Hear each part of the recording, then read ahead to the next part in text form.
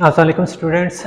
हमारा जो ग्रामर का जो नेक्स्ट टॉपिक है वो है the use of is am are.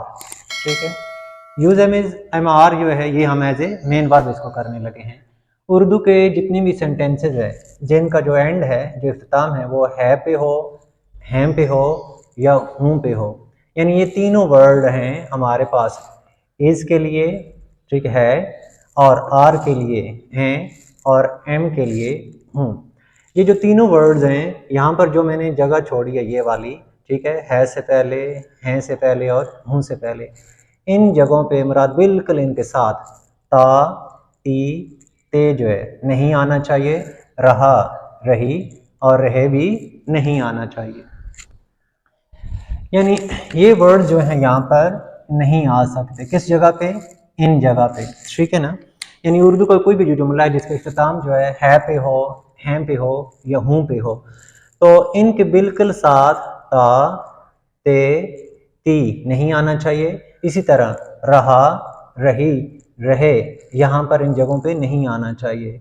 ठीक है, ये मुराद सारों के साथ है, ये चीज़ आप रखेंगे। यहाँ पर ता, ती, ते नहीं आना चाहिए, रहा, रही, रहे नहीं आना चाहिए। इसी जगह पे ता, ते, ती नहीं आना चाहिए और रहा, रही, रहे नहीं आना चाहिए। और यहाँ पर भी ता, ते, ती या रहा, रही, रहे यहाँ पर नहीं आना चाहिए। अगर ये आते हैं लफ्ज़ यहाँ पर तो ये टॉपिक जो है use of is am are नहीं रहेगा, बल्कि वो कोई और टॉपिक हो जाएगा। तो इसलिए ये चीज़ें यहाँ पर नहीं आएंगी, तो ही वो topic use of is am are रहेगा। और एक और चीज़, यानी इस जुमले में मुराद चाहे वो है पे ख़त्म हो, हैं पे हो या हूँ पे ख़त्म हो, यानी उस पूरे जुमले में सब्जेक्ट की तरफ से कोई काम अमल में ना आए। ठीक है, सब्जेक्ट के साथ कोई काम ना आए, मुराद सब्जेक्ट उसमें कोई काम करके ना दिखाए, तब वो use of is am are का टॉपिक रहेगा। यहाँ पर ये एग्जाम्पल मैंने एक दी है। यहाँ पर क्या है, ये निशान खाना खाता है। ठीक है, अब देख लें कि इसमें है तो आया हुआ है, यानी ये सिचुएशन मैंने एक्सप्लेन की है, है आए, लेकिन इसके साथ क्या आ गया, इसके फौरन यानी पहले ता आ गया है। तो मैंने यहाँ एक्सप्लेन किया कि ये चीज़ें और ये वर्ड्स जो हैं यहाँ पर नहीं आने चाहिए, वरना वो टॉपिक हमारा कोई और हो जाएगा। तो अब यहाँ पर जो ता है वो आया हुआ है और शान खाना खाता है, तो ये जो है अब use of is am are का टॉपिक नहीं रहा। अब शान इसमें क्या है? सब्जेक्ट है। खाना इसमें क्या है? ऑब्जेक्ट है। और खाता है ये इसमें क्या है? वर्ब है। यानी शान ने ये काम करके दिखाना है, खाना खा के दिखाना है, इस वजह से ये use of is am are में नहीं रहेगा। मुराद ये वाली जो चीज़ थी कि सब्जेक्ट की तरफ से कोई काम अमल में ना आए, सब्जेक्ट इसमें मौजूद और वो काम कर रहा है। सब्जेक्ट के बगैर अलबत्ता काम आ सकता है, ठीक है, सब्जेक्ट के साथ काम नहीं आ सकता। तो जो सब्जेक्ट है मुराद मजीद उसे हम इंग्लिश में क्या कहेंगे? डूअर कहेंगे, यानी उर्दू में से हम फाइल कहेंगे या काम करने वाला। इसी तरह वर्ब या एक्शन वर्ब भी इसके लिए इस्तेमाल कर सकते हैं। इसे हम काम या मजीद इसे हम क्या कह सकते हैं, यानी फेल कह सकते हैं। ठीक है, ये वैसे आपकी इंफॉर्मेशन के लिए मैंने आपको बता दिया है कि सब्जेक्ट या डूअर फाइल या काम करने वाला होता है, वर्ब या एक्शन वर्ब यानी फेल या काम होता है। ठीक है, तो अब आगे जो है, यानी जब हम इसको नेगेटिव बनाना होगा तो इज एम आर के बाद या तो आप क्या इस्तेमाल करेंगे? नॉट इस्तेमाल करेंगे, या फिर आप क्या इस्तेमाल करेंगे? नो का वर्ड यानी इस्तेमाल करेंगे। ठीक है, यानी जब बहुत स्ट्रेस देंगे, नहीं को ज्यादा प्रोमिनेंट करना चाहेंगे तब नो लगाएंगे, नहीं तो हम नॉट लगा देंगे। और नेक्स्ट पॉइंट आपके पास थर्ड नंबर इंट्रोगेटिव, यानी सवालिया बनाने के लिए, यानी उर्दू का जुमला क्या से शुरू हो और है पे उसके इख्तिताम हो तो उसके शुरू में हम क्या लगा देंगे? इज लगा देंगे। क्या और उसके इख्तिताम हैं पे हो तो उसके शुरू में हम आर लगा देंगे। क्या और उसके आखिर में क्या आ जाए? हूँ आ जाए तो उसके शुरू में हम क्या लगा देंगे? एम लगा देंगे। ठीक है, ये नेगेटिव बनाने के लिए इसका रूल था और ये इंट्रोगेटिव बनाने के लिए इनके लिए रूल है। और नेक्स्ट, यानी इस टॉपिक को the use of is am are, हमने इस टॉपिक को एज पढ़ा है, एज ए मेन वर्ब पढ़ा है। ठीक है, अब हमारे पास क्या है? एक्चुअल वर्ड क्या है? बी। बी के अंदर से हम डिराइव करते हैं इज को, एम को और आर को। ठीक है, अगर ये आपको कंफ्यूज करता है तो ये इस बी को आप बेशक यानी ज़हन में ना रखें, ये समझ लें कि बस इज एम आर जो है ये हमारे पास है। तो इसमें इज और एम जो है ये सिंगुलर हैं और आर जो है ये क्या है? प्लूरल है। ठीक है, तो यानी इन दो की जो सेकंड फॉर्म जो इज एम जो है, इज और एम जो सिंगुलर की जो सेकंड फॉर्म बनेगी वो वाज है, और आर जो प्लूरल है इसकी जो सेकंड फॉर्म है वो क्या बनेगी? वर है। और इन सब की जो थर्ड फॉर्म बनेगी वो क्या बनेगी? बीन बनेगी।